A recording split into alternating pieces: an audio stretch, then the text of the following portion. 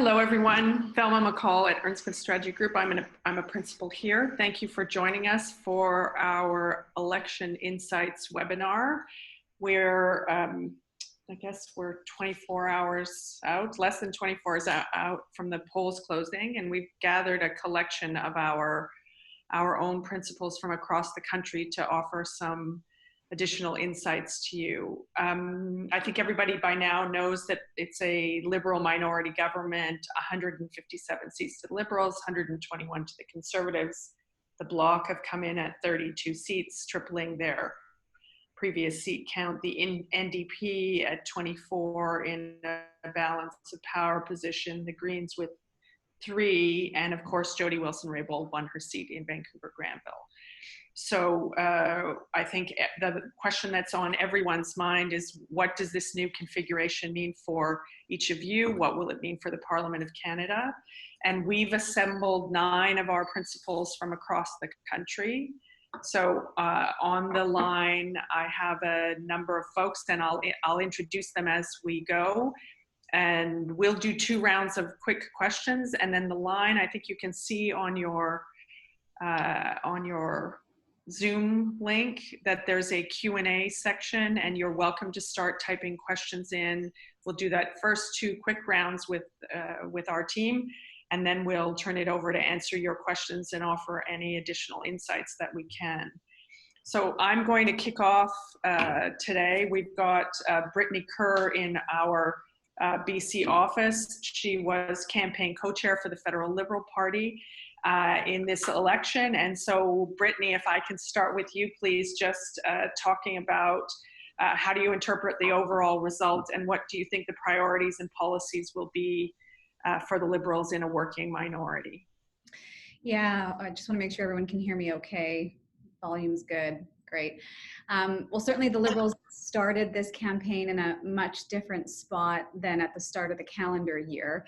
And in terms of interpreting the overall results, I think within sort of the Liberal ranks, it's being met with mixed reviews. I mean, certainly the Liberals are very pleased to have formed government, albeit a minority. However, the reception is starkly different from the electorate today than it was for Justin Trudeau this time in 2015.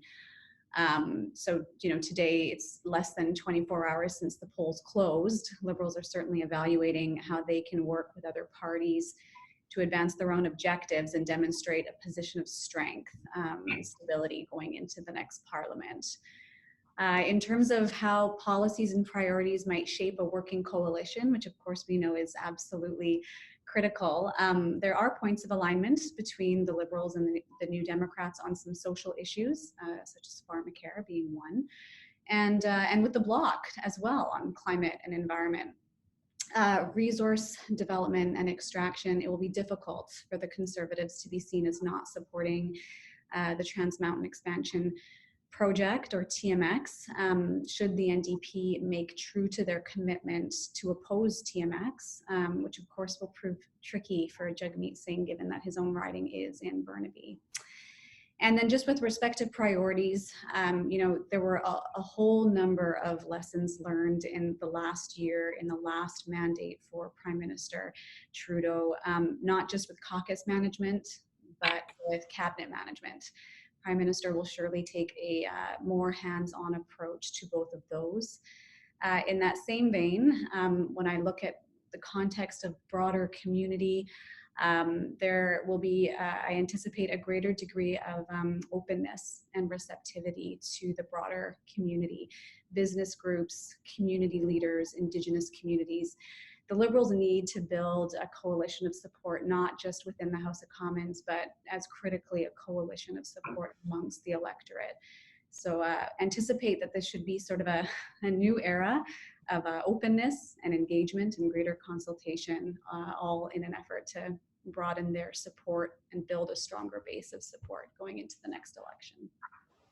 Thanks so much, Brittney. I think I'd like to turn now to Chris Ball, who works in our Toronto office. He's been an advisor to former federal NDP leader Jack Layton and has been in many campaign war rooms across the country. And so, Chris, from your perspective, Were you pleased with the result last night? And that given that the NDP now holds the balance of power, what do you think their next moves are going to be? First off, can everybody hear me okay? Good? All right. So I think if you ask folks who are on the campaign, we're pretty satisfied with the results, despite the losses that we saw in places like Quebec. If you kind of take the long view of where the party stood about about 3 months ago, there was a narrative starting to crystallize around the NDP in regards to not being able to even really mount a campaign, questions around Jagmeet Singh's leadership. And I think this campaign has put a lot of those questions to bed. 24 seats is a strong showing. If while our seat count may have declined, our influence has certainly increased. So the campaign was one that was very full of energy. Jagmeet has now shown himself on the national stage. People are starting to connect with him more and more, seeing him as a more authentic leader.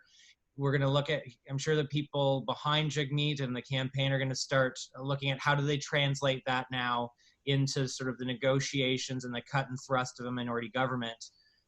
What are the priorities that they can lay out in those sort of areas of commonality that they can find with the Liberal government right now? I know Brittney brought a couple of those forward when it comes to things like pharmacare. There's a lot of talk about student debt. I think there could be some possible deals to be done there. But Jagmeet actually stood up today and in his press conference has said that a lot of things are actually on the table right now. So we're not going to be negotiating that through the media, but we'll be having those discussions with our caucus, and then they'll be taking it forward to the government over the coming weeks and days. So more to come, but I think, again, just to kind of put a point on it, I think it was a good day for the NDP, specifically if you look at it from the long view of where we started and to where we're here. Thanks very much, Chris. Yaroslav, I'm going to turn to you now. Just, I think many of you know Yaroslav was in the Conservative Party's communications and media relations rooms and teams when the 2004, 2006, and 2008 campaigns. And so Yaroslav, what does it mean for Andrew Scheer? And what do you think it means for Andrew Scheer's leadership of the Conservative Party? Well, sure. Thanks, Velma. The obvious questions are, does he get another kick at the can and so on? Those are the natural questions that one asks after an election day. Those are fair questions. Now, clearly, it wasn't the kind of result that Mr. Scheer was hoping for, nor his party. But they will comfort themselves on a number of measures. First of all, he did increase the seat count by over 20. I'd say that's probably the bare minimum for things to be okay, for people to not grumble. Secondly, he did win the popular vote. He did win more votes and a higher percentage than the winner of the election. And finally, he did knock a very popular prime minister down to a minority government. So those are three pretty important accomplishments, and I think that the combination of those three really preserve his hold on the party leadership. A lot of people in the Conservative Party are going to see it largely as a replay of what Mr. Harper did back in 2004. 2004, you knock that popular opponent down to a minority, you come back 2 years later and finish the job. Thanks very much, Yaroslav. Daniel, I'm going to turn to you now. Dan has worked in the business for 25 years, but he's going to bring special insights from Quebec. So were you surprised by the Bloc's return and that they've now taken over the NDP as the third place in the House of Commons? And do you think that they're actually going to work well with the governing Liberals? There was plenty of speculation yesterday that they would be better suited to the Conservatives. So do you think they'll work well with the Liberals? Merci, Velma. So, s'il y a quelqu'un qui a des questions en français, après on pourra répondre en français. But to your question, Velma, at the beginning of the campaign, the Liberals or the Conservative were looking for a majority if they were winning seats in Quebec. So of course nobody was taking into consideration that the Bloc could just come out his ashes like that. You know, we were thinking maybe, you know, official party status and maybe doubling their seats in Quebec to the max, but 32 seats is quite a number of seats in Quebec for the Bloc.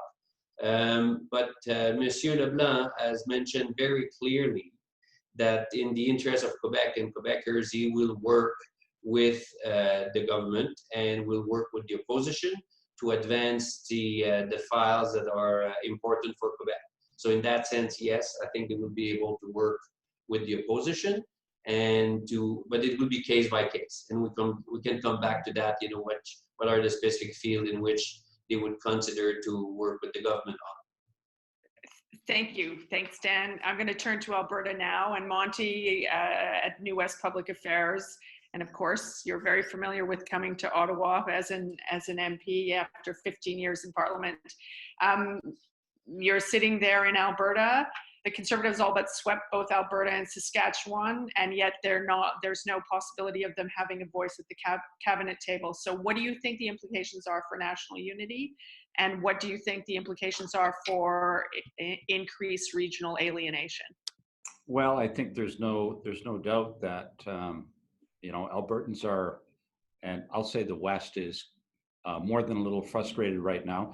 It's a very good thing that Premier Kenney is a federalist, because he would be a powerful voice on behalf of the separatist movement that's, you know, probably ready to happen at any time if there was somebody who could actually lead it. I think the implications are that this may actually force the Prime Minister and the Premier to actually sit down and have a conversation. In the past, it's been possible for, you know, Amarjeet Sohi to be the voice of the Liberal Party in Alberta, largely. He's gone now. So the one way to communicate, I think, will be Premier to Prime Minister, and that might be a very good thing. I will say that, you know, Jason Kenney is very pragmatic. I think there's a high likelihood that they'll want to try to work together on things like Trans Mountain Pipeline, despite some of the rhetoric you're going to hear today in a press conference coming up pretty soon, where the Premier will no doubt, you know, be pretty vociferous about Western demands and concerns. And that follows hot on the heel of a letter from Premier Moe, which was a very pointed letter saying he wants a new deal for Alberta and Saskatchewan. Thanks, Monte. Allan, I'm going to turn to you. You've worked on campaigns all over the world, and you're a veteran of campaigns, but also watching the polls very closely. And I just wonder if you could share with us your major takeaways from the election. Sure. Listening to my partisan colleagues, you think all of the political parties won this election. But if there was a loser, it was the electorate. I mean, for most Canadians, the choice came down to the evil of two lessers. We saw the impressions of both Justin Trudeau and Andrew Scheer deteriorate over the course of the campaign. Their negatives went up, both of them. I've never seen that in 40 years of watching politics. And it demonstrates a real disconnect between the political leadership of this country and an increasingly divided electorate who believes that no one represents them and no one speaks for them. I mean, our own research has 1/3 of the population saying that they're flourishing, 1/3 of the population saying that they're stagnating, and 1/3 of the population saying that they're actually falling behind. This marks a remarkable shift in the socio-political culture of this country that's been dominated since the Second World War by a progress ethos that said everything was going to get better. The next house was going to be bigger, the next paycheck was going to be fatter, the next car was going to be faster. And so for the first time, you have 2/3 of the population saying that is not going to be my experience. The main parties, I think, completely missed this shift and misinterpreted it as some kind of rising concern about affordability. And as a consequence, they went out there and played small ball politics and offering boutique taxes to segments of the population that turned them off rather than attracted them. You know, if you're facing a mortgage renewal and you've got a stress test coming up and there's a prospect that you're going to lose your house, getting a tax credit to retrofit it is hardly the kind of answer that you're looking for from your political leadership. And that's the kind of message most voters get. So notwithstanding what was a fairly healthy turnout, 66%, I mean, if we're going to see some reconnection between those who govern and those who follow, you're going to have to see a political leadership who thinks about policy in very different ways, who starts speaking to the electorate in very different ways, who comport themselves in very different ways, and start listening to a lot of that anxiety that's out there right now, rather than just kind of marching to the tune of their own campaign song. Great, thank you so much. Folks on the phone, thank you very much for listening. As I said, I'm going to do a second round of questions, but I do invite you to ask questions, type your questions, raise your hand electronically, and we'll be happy to come to your questions shortly. Yaroslav is a bit of a parliamentary expert. I'm going to ask the rest of my colleagues on the phone to mute their lines. We're a bit of a parliamentary expert, and the one we always turn to in here when we're thinking about parliamentary procedure in minority parliaments. So this is the fourth minority we've had in 15 years. So what do you expect the changes are going to be? And can you give us just 2 or 3 quick points about what to expect when the House resumes? Sure. I mean, the first question is, going back to what Brittney and Chris were saying, is this actually going to be a working coalition, or is it going to be a looser arrangement where the government is stumbling from vote to vote, finding a different dance partner to pass each piece of legislation? Those scenarios offer very different dynamics. But generally speaking, there's a huge difference between a majority and a minority dynamic in Parliament. In a minority setting, you need to work for and fight for each and every vote, instead of assuming that you're going to get your way in the end by force of numbers. So it really it creates a need for a very different skill set: conciliation, negotiation, compromise, and so on. And it also means that you need a very strong House team. The House leader becomes very important. The whip become very important. Taking the time to focus internally on Parliament becomes far more important than it is in a majority setting, where you can afford to jet set, go to every single international conference that comes along, and so on. So it really changes the dynamics quite a bit, and committees are actually the hot spot where most of this is manifest. Thanks. I'm going to actually take one of the questions from online and pose it to you first, and then to Brittney in just a second. What are your predictions on alliances, and which combinations do you think are most likely, or do you think it's going to be issue by issue? That's a question for me. Yes, I'll let you start, and then Brittney's going to play cleanup on that one. Yeah, sure. Look, I would say, as far as, given the circumstances, not just the seat count, but everything surrounding it, I'd say that as far as minority governments go, this one is about as stable as it gets. There is a very small gap between the Liberal seat count and that magical number of 170 that allows you to, win every vote you want. On top of that, so what that means, that small delta means that there are multiple dance partners possible. The NDP is not necessarily required for each and every vote. You can find policy alignment with different parties on different things.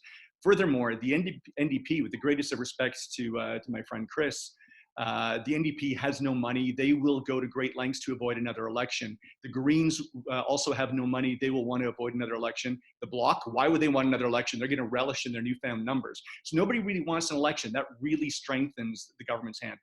So can they afford to go issue by issue and just govern with a straight up minority? Absolutely. The one caveat there, the one place where it really makes sense to strike some kind of a deal, is to pacify committees. Parliamentary committees are supposed to have proportionally the same seat count as the House does. So if you're a government, you don't really want to have a minority of seats on committees, because then the other parties can gang up on you and launch investigations into things like SNC-Lavalin and other things. So you want to avoid a scenario where you're outnumbered in committee votes. On that measure, and I'd say on that measure alone, it really makes sense for the Liberals to negotiate to try to get some kind of deal. Great. So Brittney, I want you to pick up on what Yaro's just offered. And I also wonder if you could just, from there in British Columbia, we're looking at that beautiful blue sky behind you. How do you interpret the splintering of the support in British Columbia in particular? So if you could respond on those 2 points, I'd appreciate it. Sure. Yeah. Well, Yaro, of course, captured really it all. I guess the only additional piece of context that we could share, here in British Columbia, we have a formal confidence and supply agreement between the provincial NDP and the provincial Green Party in Victoria, and that's a formalized agreement. It's supposed to span that 4-year period. So, and it's been very successful, as we've seen. I don't want to speak. I think Chris, my colleague Chris, would have more insight here than I, but it would strike me as I would wonder if the federal NDP would be all that interested in a formal agreement like the one that their provincial cousins have here in British Columbia, just given the Greens here have largely been sort of off the radar through this agreement. It's really sort of diminished their ability to be in the spotlight. So I have to wonder whether the federal NDP would and in British Columbia? With respect to BC, yeah, I mean, gosh, it's as one local columnist on the West Coast put it, the TV networks declared a Liberal victory a mere 11 minutes after the polls closed here at 7 p.m., which of course leaves us British Columbians sort of waiting for that elusive election wherein BC indeed does make that difference. We were hopeful this time, but proven that did not prove to happen. It's a complicated environment to navigate here in BC with the Conservatives, Liberals and NDP largely split 3 ways, 17, 11 and 11 respectively.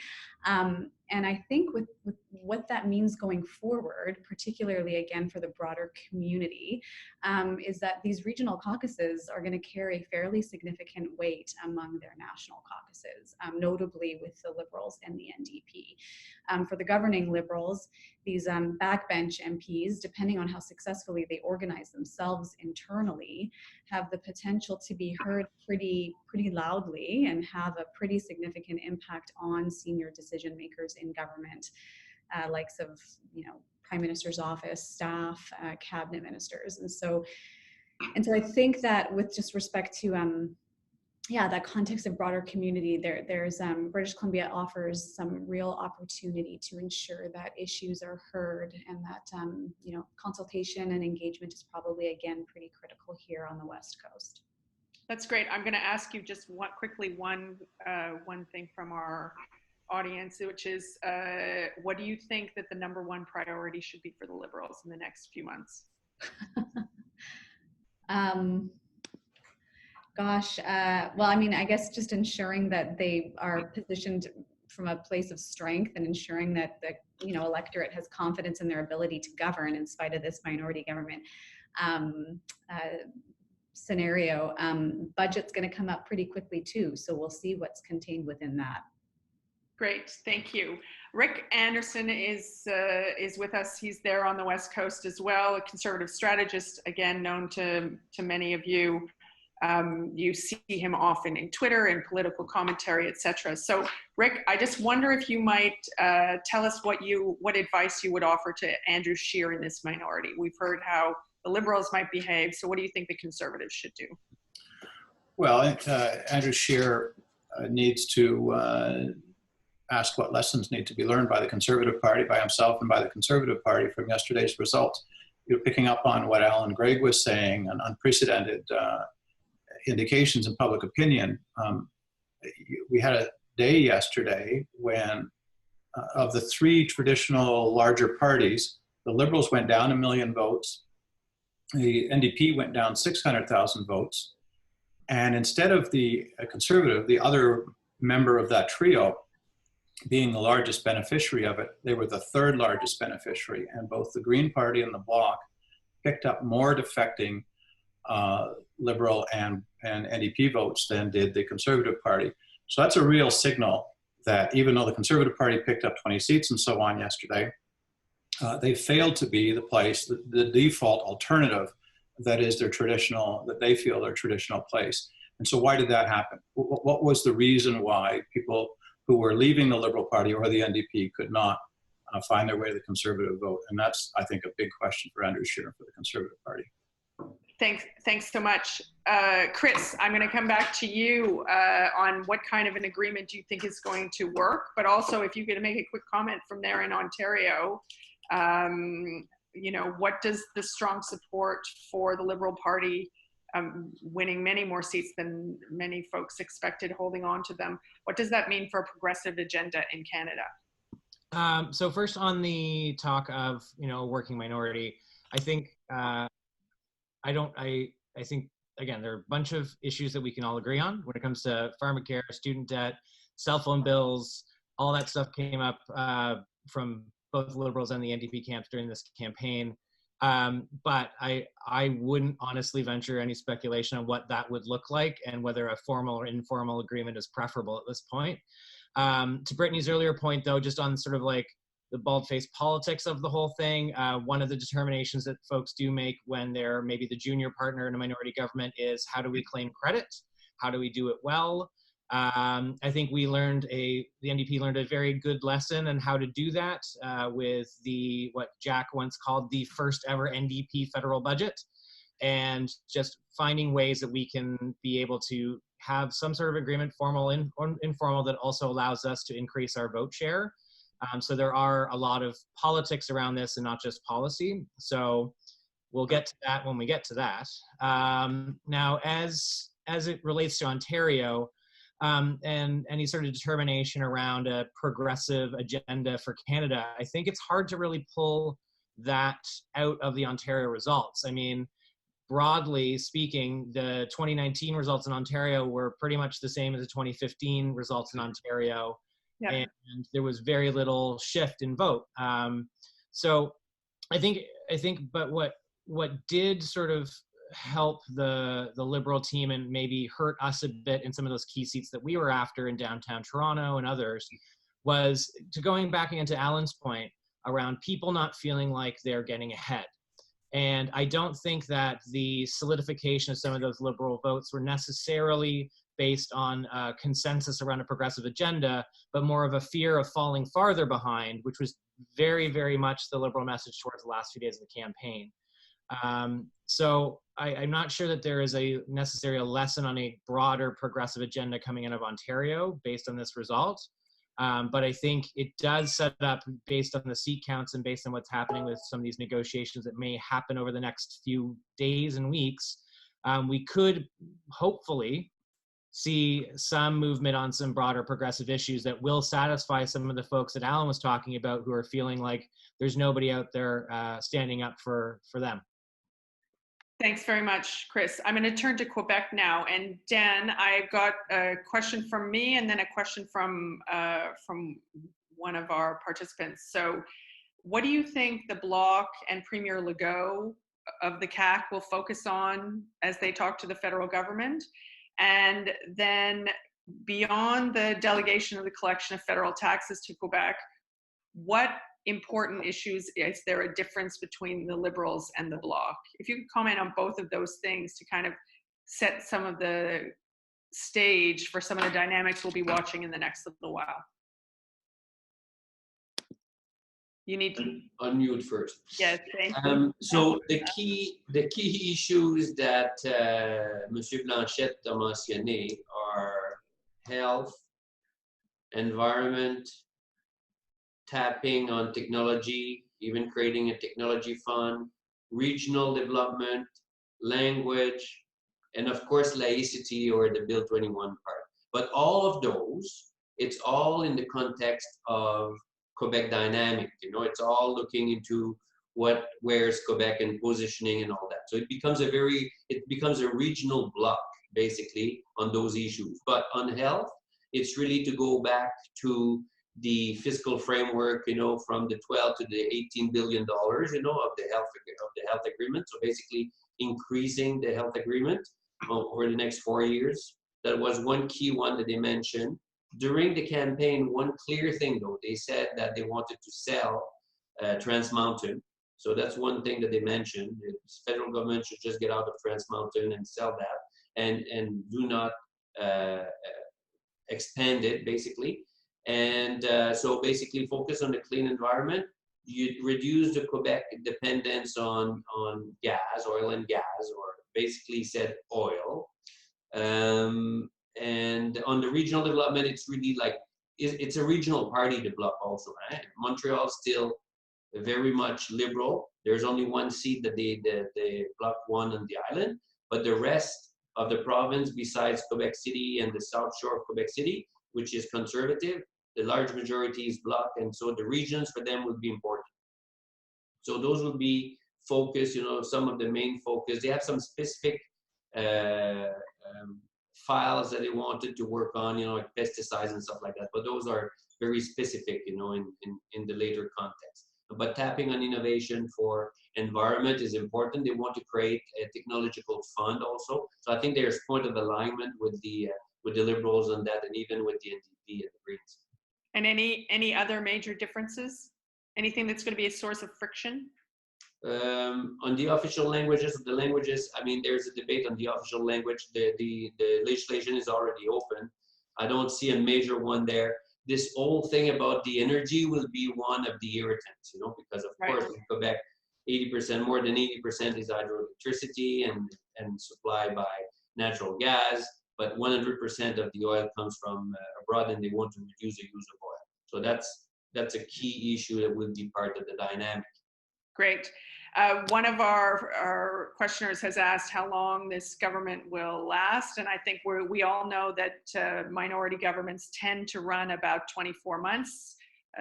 Prime Minister Harper had a couple that went a little longer, but yes, we think about 24 months is the window that we're working with. So with that in mind, and since we opened up this, we seem to have hit the chord around pipelines. Monte, I wonder if you could comment on what you think Jason Kenney is going to do, Premier Kenney is going to do to bridge the divide and focus on pipelines. I know that there's we've talked about the disaffection of Western voters on energy. You've heard from Quebec. So what's it going to take to bridge that divide?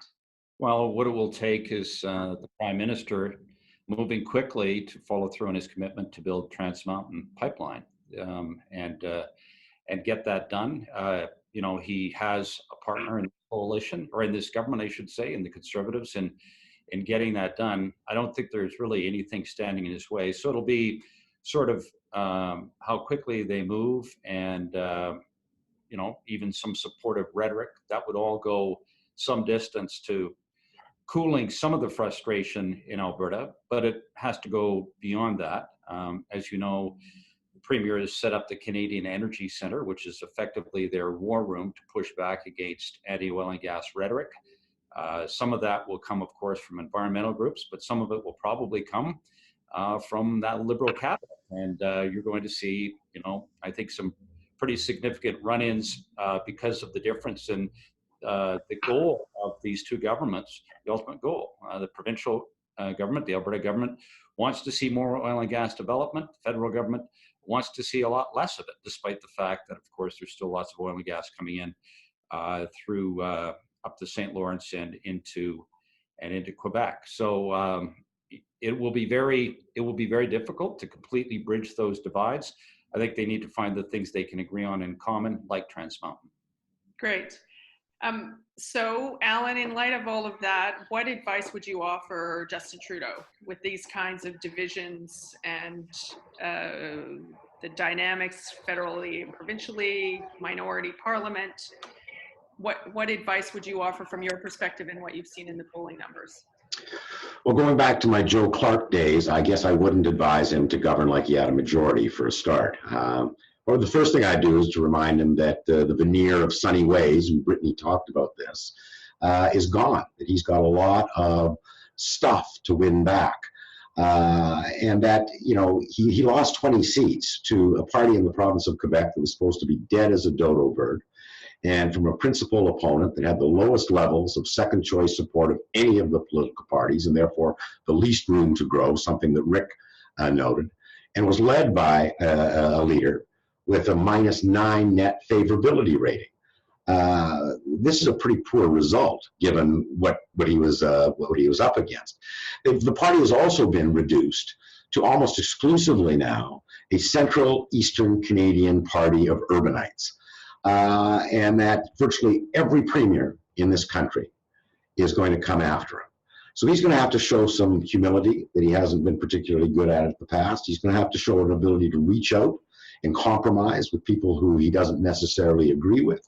And he's going to have to show some real empathy to what we were talking about earlier and Chris Ball was mentioning about those people who feel they're left behind. So the next time he gets invited to a production line to see the new autonomous vehicle that's coming off the assembly plant, rather than talking about, you know, what great innovators we are in Canada and how we're going to attract more talent from around the world, and taking a selfie of himself as he drives around the parking lot, you should think about the 1 million workers, transportation workers, who are going to lose their job from driverless vehicles in this country, and start thinking about that. So it's going to be a real different type of leadership, I think, that he's going to have to demonstrate if he's going to kind of re-cement the goodwill that he had in 2015. Yeah, you're talking about some of the structural changes that we're seeing in the economy. So now I'd just like to open it up a little bit and answer some of the questions that are coming in online. And I will make this a jump ball to the team about, you know, the role of climate change. We've talked about energy, we've talked about pipelines. So what kind of climate change approach is going to ensue here?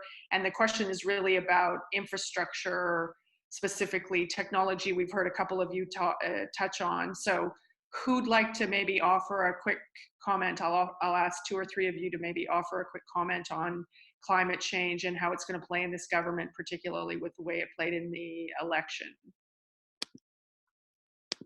Folks? Well, I'll jump in. Great, thank you. You know, this is when I said earlier, Scheer needs to, and the Conservative Party needs to say what were our shortcomings. We know that they're going to end up being about abortion, LGBTQ rights, and about climate policy. I mean, those are going to be the 3 things that probably didn't work at all well, and were in fact negatives for the Conservative Party. But they're also, even though the Liberals think this is one of their strong points of appeal, they've also got themselves mired in what Allan was just referring to, a really serious federal-provincial conflict over it. And the quotes unquote more progressive parties were regularly accusing them of, you know, not really having a plan that's going to get to the actual targets, et cetera, et cetera. So what I wonder is there, if there is an appetite, a big if right now, but if there's an appetite for a less combative environment in Canadian politics, and particularly as between the federal and provincial governments, maybe that one place to pick up the cudgel is to take the Pan-Canadian framework, which is now 3 years old, and was then a product of federal-provincial collaboration and across party lines, et cetera, but has since become a tool for combat. And should we pick that up and say, let's figure out how to make our federalism more flexible, and that package more of a living tree, extended out to 2030, which is really what it needs to be, not just to 2022 as it is now. And would that turn into a battlefield for disagreement, or would that give people an opportunity to kind of put their own stamp on pieces of that, find a way to agree if they're so inclined, and move forward together? Problem there is that Rick is saying if there's a mood for a less combative approach. Problem here is that Canada, you know, our system is built on an assumption of really a 2-party system and majority governments. So we've never really developed a minority or a, you know, multi-party culture, in as much as it's kind of become the norm. But unlike European parliamentary environments where it's normal to sort of calm down after an election, start to do business and, you know, lay down arms and wheel and deal and compromise. In the Canadian experience, whenever we have a minority, you don't get those expected new, you know, cultures of conciliation and compromise. We actually get the opposite, because nobody knows when the next election is going to be. Everybody stays on a war footing. So oddly, ironically, counterintuitively, minorities in Canada tend to be more partisan rather than less partisan.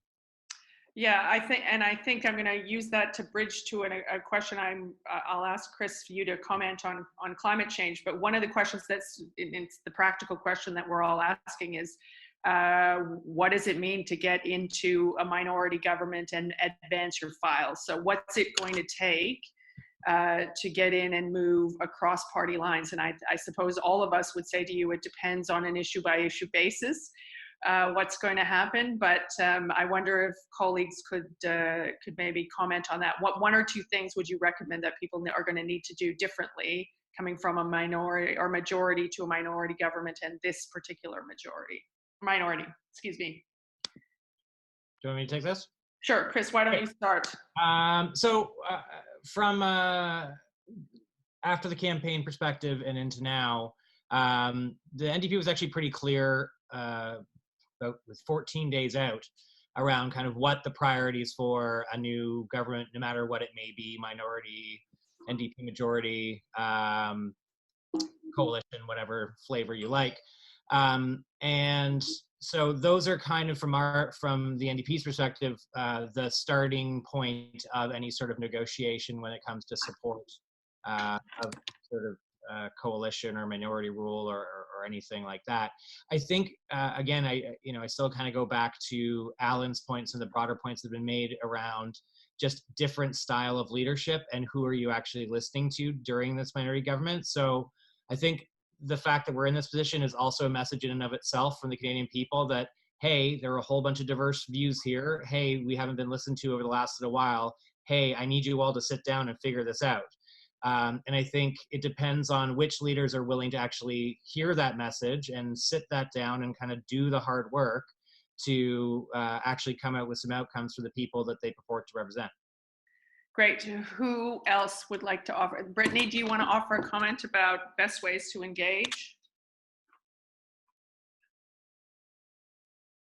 Yeah, sure.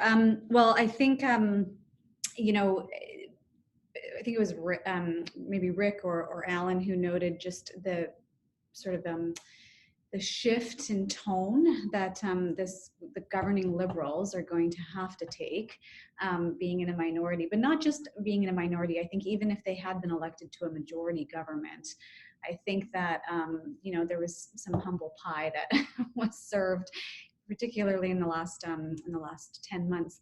But with respect to engagement, I mean, we're going to see these regional caucuses be stronger and more influential, I think, than ever before. I do think that, you know, the earlier that community, the earlier that, you know, thought leaders and industry leaders can engage, the better. As we discussed, and I think Velma, you're going to go into this pretty shortly with respect to next steps and the various phases that we're about to enter. You know, this stuff is going to come quickly, and you know, it's important for those community leaders to really be sort of first in line, if you will, to ensuring that their issues are being heard right away, because there will be an onslaught across all parties. And certainly, if I haven't already said this, all parties ought to be engaged. This is a lot different than it was in 2015, and it's just absolutely critical that, you know, community and thought leaders really build support in a non-combative way or a non-divisive way wherever possible, across party lines. Yeah, thank you. And, you know, I mean, you're hearing a multi-partisan perspective. Your approach is going to need to be multi-partisan. A very simple thing you can do almost immediately is write to the new MPs and write the letter of congratulations. And you might want to start drafting right away a letter to new cabinet ministers, because there is a new cabinet minister coming likely within a couple of weeks. And then everybody is asking about the return of Parliament. And so there's an open question about whether we're going to see this Parliament sit with a speech from the throne before Christmas. And I think unless somebody wants, one of my colleagues, which often happens, has a different view, I think the majority of us believe that there very likely will be a sitting before Christmas. The other thing someone asked online was, are there changes coming, for instance, in the ministers at ISED, PSPC, DND, at Transport, et cetera? We were talking this morning here as a team about the fact that there were a lot of cabinet ministers who served full 4 years in their portfolios. It's very likely that we're going to see some change. They only saw 2 cabinet ministers lose, the Liberals did. So there is a question about whether they're going to be simply moving around people within that grouping, or whether new players are coming into the mix. So stay tuned on all of that. Nobody should guess on cabinet making. That's a process that's done by, starts in decision making, stops with one person. And as someone says, anybody who says they know, they don't really know until you see what happens there. But the other thing I think I would take a moment just to emphasize here for folks is maybe Yaroslav, you could talk about the role of parliamentary committees. So we saw this in the last parliament with the Senate, and the changes in the relationship that we all needed to have with the Senate, because bills were going through the House, and then the Senate was basically doing a second round on everything. So it meant you had to kind of argue your case twice. That's still going to be true, and maybe even a little bit more so in a minority parliament. But Yarrow, could you just talk about how you think parliamentary committees are going to play, and a bit more detail on those dynamics? Because I think that will matter for folks who have issues they're either playing offense or defense on. Mm-hmm. Sure. Yeah, committees are really where it gets interesting in a minority parliament. I mean, committees are really where you get a lot of those tensions on display. A couple reasons. First of all, with a minority, when the government doesn't control the numbers on a committee, they're not in control of how quickly legislation passes through committees. So it really tends to slow down or constipate the bill passage rate. And this government didn't have a very quick rate of passage to begin with. So that's something we should probably expect to be slowing down in the near future. Secondly, when the combined opposition parties dominate the numbers on committees, it means that they have an opportunity to advance alternative avenues of study, either something that contrasts with the government's agenda, or potentially even to try to embarrass the government.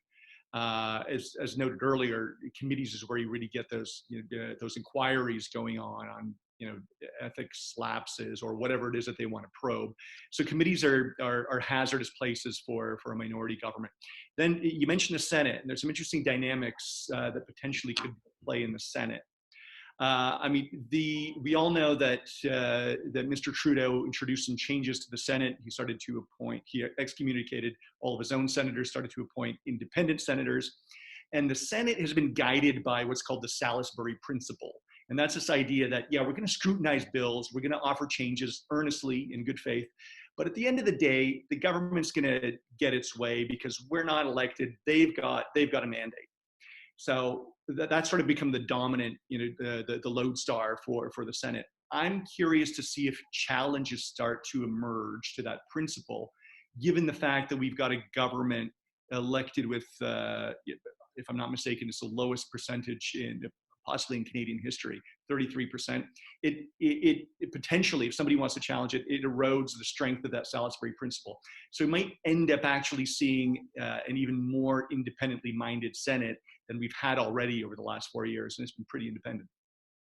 Yeah, great, thank you. And so I'm going to call again for any final questions. I know there was a question about timing around the budget. I think we should expect the budget to be coming around in the February, March.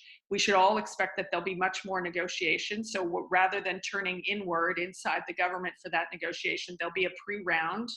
And you saw Jagmeet Singh do it in the election campaign. He laid out very clearly what his key points were and what he was looking for. And I think we can start to see that kind of positioning and jockeying. So we're going to see almost like a first public round of commentary on what should and shouldn't be in the budget, where people's red lines are, so there'll be an open field negotiation, if you will, and then we'll probably be moving in.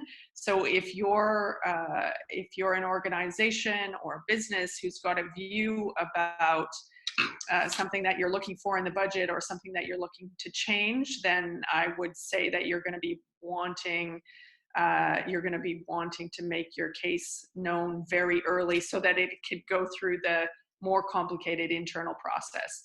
There's a question here about making multi-year budget commitments. I think the answer to that is definitely yes, because by the time they figure out if they're going to get a budget passed, they will feel quite comfortable that they can get it passed on get a multi-year approach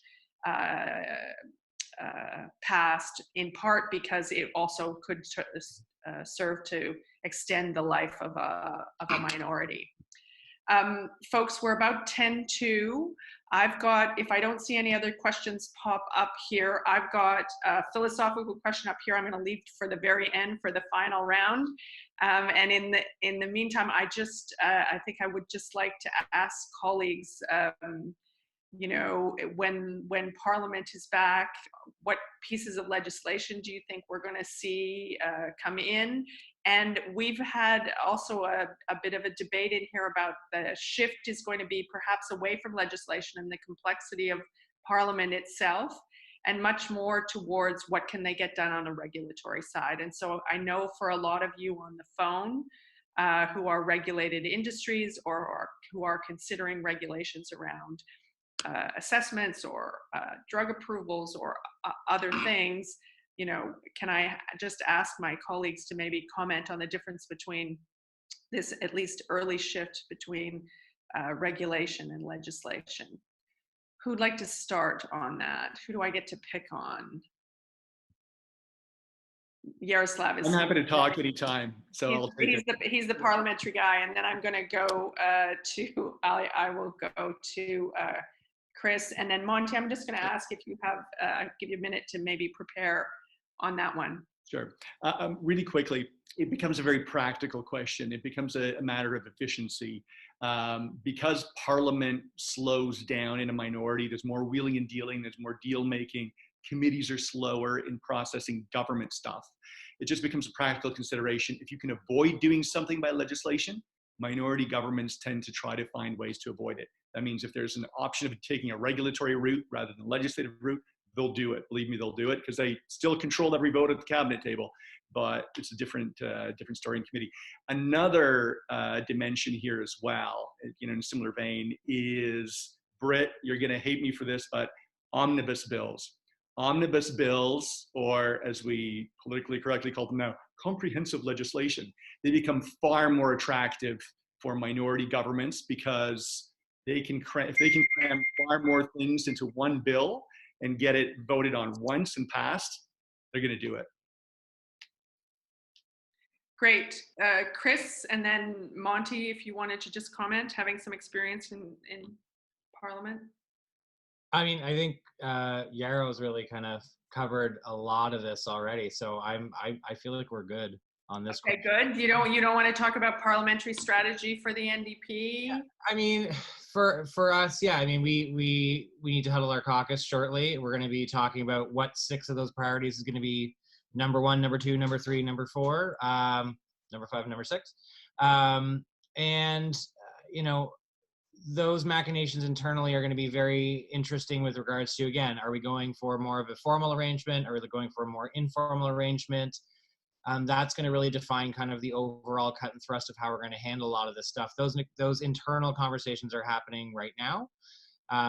But, you know, again, and just even on the politics and managing the politics around this is anything that I think the junior partner in any sort of minority would be looking at is obviously not just what can we get done, but also how can we claim credit. So those are some of the things that we're going to be thinking about over the coming days with caucus and others, and then putting forward in our discussions with government. So great. Monte, do you want to take a stab at this?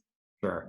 Well, first of all, just on the in terms of, you know, the NDP, the Bloc, the Greens, etc., I think they're going to insist on certain kinds of legislation as a price for keeping the government in place. So they'll want to be able to go back to their own supporters and say, look what we were able to do, even as a minor party in the government.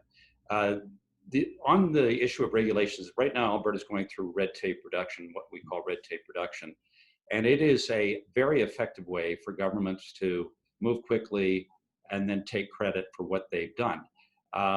In Alberta, it's, you know, I think the experience has been they've moved quickly on some regulations, and industry players have been very grateful for that, and the government's done a good job of promoting it. But what you quickly find out as well, it's not easy to remove regulations or change regulations to get things done. There's a reason that there are as many regulations as there are right now, and sometimes it's that when you start to play around with them, they actually impact a lot of different things, and it takes quite a bit of disentangling to figure out which ones can be dealt with fairly quickly and efficiently, and which ones are, you know, have implications like, you know, sort of bad consequences for the environment or health or safety or whatever it is. So it's a good idea, but it's never quite as easy as it might seem when the whole thing is first conceived.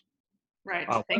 One little tip for folks on the line here with us too. If we're going to see a lot of regulatory change, and even if we're not, get to know the policy advisors in the offices of the ministers.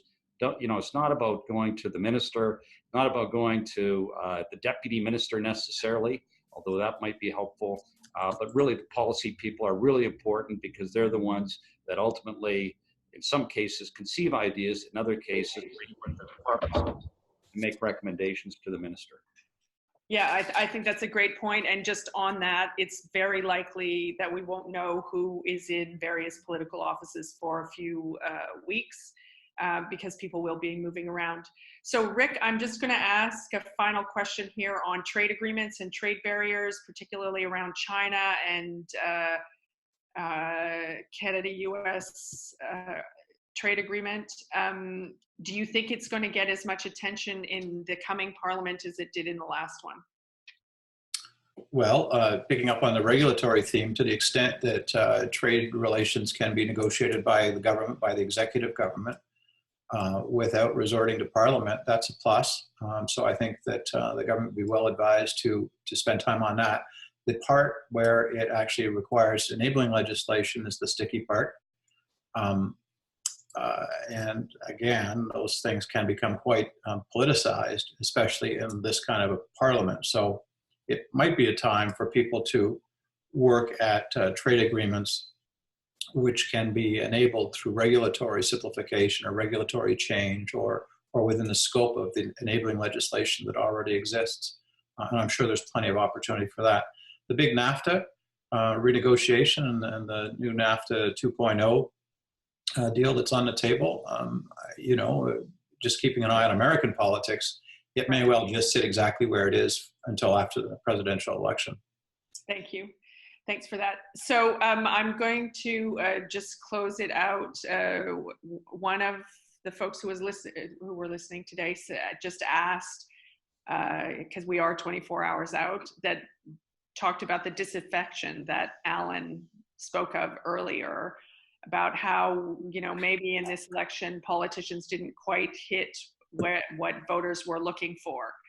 And so I'm going to do a lightning round through the group of you and ask you to comment on why you think the parties misunderstood the population and what would be a bridge back to getting closer to the voters. Because if we're in a minority and we could be in an election in 2 years, every party is going to have to understand that in a deeper way. So I'm going to start with Dan, and Allan, I'll end with you. Dan, quick comment. I think we go back to the very simple, how much money do I have to spend, on the electorate, like they're thinking about the cost of living, they're thinking about the cumulative effect of the cost of living. And I think that this had a big reasoning to it. Just look, and I don't want to make a relation to that, but the 3% increase of the transit cost in Chile, South America, just turned into a chaos down there. So I think we're at that delicate moment where the economy, people are always concerned about what they have and what they can aspire to. Great, thank you. Yaroslav, lightning round. You're on mute. Thanks. Thank you, Velma. I think that all parties to some degree are guilty of preaching to their own choir. And I think that the consequences of that were on display last night. If all parties want to reconnect, they need to diversify beyond their respective bases and take a far more widespread approach. It means different things to different parties. The Prime Minister, for example, needs to do something to talk to Monte's folks in Alberta and others. Mr. Scheer needs to not shy away from talking about climate change. He actually doesn't have a bad message, but he prefers to focus on his core strength. Go beyond that, broaden your message, and that's true for everybody. Diversify. Chris. I will start my answer with taking slight issue with the fact that nobody connected with that cohort. So I think that this sense of disaffection, this sense of who's actually fighting for me in Ottawa, was really core to the NDP campaign. And I think what you saw in moment after moment why Jagmeet's favorability as leader started to skyrocket towards the end of the campaign was very much that they saw, hey, you seem just like a regular dude who understands my life, who's talking about the things that are my challenges. And I think that authenticity is a major, major issue that I think a lot of the other leaders need to kind of take note of. I think people are feeling talked at, not talked to. Over the last little while, the last couple of campaigns, we saw that in Ontario as well. That's why Doug Ford resonates with a lot of folks, is that they feel like I'm being talked to. I'm not being talked at. Especially with young people, I'm just going to say authenticity is huge with young people. They want somebody who they feel is actually going to go up there and do the things they say. And as you saw towards the end of the campaign, there's a significant shift in sort of the 18 to 24s, at least on the favorability stuff around. They looked at Jagmeet as that guy who's going to go up and stand up for them. So as those folks start to age into kind of getting, trying to find a house, trying to find a car, trying to get a better job, you're going to have to be very mindful of that mindset and really focus in and do the work with those folks to be able to come up with solutions that are going to help. Thanks, Rick, and then we'll let Brittney and Allan round us out. Great discussion. I was born in Quebec, grew up there, lived there for 18 years, still have property there, and I'm always struck by the deux nations, two solitudes nature of our country, and especially so right now. During the campaign, there were really two election campaigns being fought. The debates in Quebec in French Canada were completely different and better than the English one. It was basically a fight between the Liberal Party and the Bloc Québécois in Quebec, with the other parties, minor roles. And of course, it was the opposite of that in the rest of Canada. And what I see today with Mr. Blanchet is talk of a completely different approach, to a completely untraditional approach to this minority parliament we're just setting out on, which isn't based on, here's my set of demands, and if you do this, I'll support you, but rather, they elected us to be here for 4 years and make this parliament work, and that's going to be the role of the Bloc Québécois. And the interesting thing about that is that, unlike up till now, a government that did a deal with the Bloc was doing a deal with the separatists, et cetera, but the Bloc is taking that issue off the table and saying, no, we're here to make budgets work, legislation work, blah, blah, blah. We're not here to parade around and pretend to have elections and threaten to have elections every week. I don't know if that's going to last for 4 years, but if it did, the Liberal Party would have a partner there, not a partner in policy sense, but a partner in making Parliament work for the entire 4 years till October 2022. And Great. That would be game-changing for our country. Great. Brittney? Well, the luxury of going a little bit late here is that all of my colleagues have articulated the most important points. Just to Chris's point, I agree completely. I think that Jagmeet, he performed very well, and there was that authenticity piece that I do think that voters are craving, particularly of a certain demographic. And there were a number of proof points that compromised Prime Minister Trudeau's. I think that question of authenticity on his part. But Danielle talked about this, and I'll turn it to Monte next, and I'm sure he will as well. The country it's a fragmented landscape, and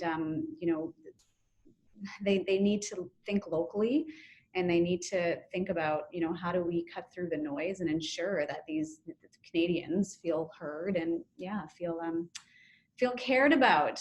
So Monte, over to you. Well, thank you. Albertans voted 70% for the Conservatives yesterday, but really they voted against the Liberals. There was a lot of anger there. I mean, it was a massive turnout. Liberals were just annihilated in riding after riding. And the message, I think, for the Prime Minister is, come to Alberta and talk to us about the economy. Talk to the Premier, but talk to people about the economy. Yesterday, the Prime Minister said he wants to support the people of Alberta and Saskatchewan. Well, the people of Alberta and Saskatchewan don't want support. They want you to get out of the way and allow them to go ahead and create jobs. But that begins with the conversation. The other thing I would say is that I think that Jagmeet Singh did a great job on the campaign trail. And if I was giving advice to Andrew Scheer, I would say adopt the stance of the happy warrior, be that guy. It's your nature to be the happy warrior, but for some reason he was so reserved and didn't talk perhaps with the enthusiasm he should, certainly about things like climate change. You should address that and talk about it with some real conviction. But instead it was sort of like he was plugging a hole in the platform and he had to come up with something. And I don't think that's going to cut it in 2019 and into the future. Great. So Allan, last quick word to you. We're slightly over time. For those of you who stayed with us, thank you very much. But Allan, last word. Well, Canadians actually have a very positive attitude towards minority governments because they believe that minority governments are intrinsically more accountable than majority governments. But for minority governments to be embraced, they have to be seen as productive. We talked about the disconnect right off the top. Part of the disconnect is the hyper-partisanship that is articulated by our political leaderships, especially in partisan. I would submit that if they want to kind of get more of a sense of affinity with the electorate, one of the things they could do is just turn that right down. It's in all of their interests to compromise. I know it's not the way our system works, but they should look at bipartisan bills, multi-partisan bills. I agree with Monte. It makes tremendous sense for Justin Trudeau to go to Andrew Scheer and say, let's get this Trans Mountain pipeline built and let's do it together. And it makes tremendous sense for Andrew Scheer to go to Justin Trudeau and say, you know what? We have to do something on the environment. Let's talk about a new technology fund. This sort of thing. Anyone who's seen a Trump rally and a Bernie Sanders rally knows that something's going on out there. The demographics are completely different. The politics are completely different, but at bottom, the message is exactly the same. The system isn't working. If these guys go into the next parliament saying it's business as usual, we're gonna do everything the way we have as we have in the past, they're just gonna turn off the electorate even more than they are today, and that would be a disaster. Thanks, Allan. Thanks for everyone who stayed with us. It takes a landscape of, there was a lot of folks on the phone today, it takes a landscape of multi-partisan people to describe the complexity of the situation that we're heading into. So feel free to reach out to us at any time if you have any other questions, and thank you so much for your time today.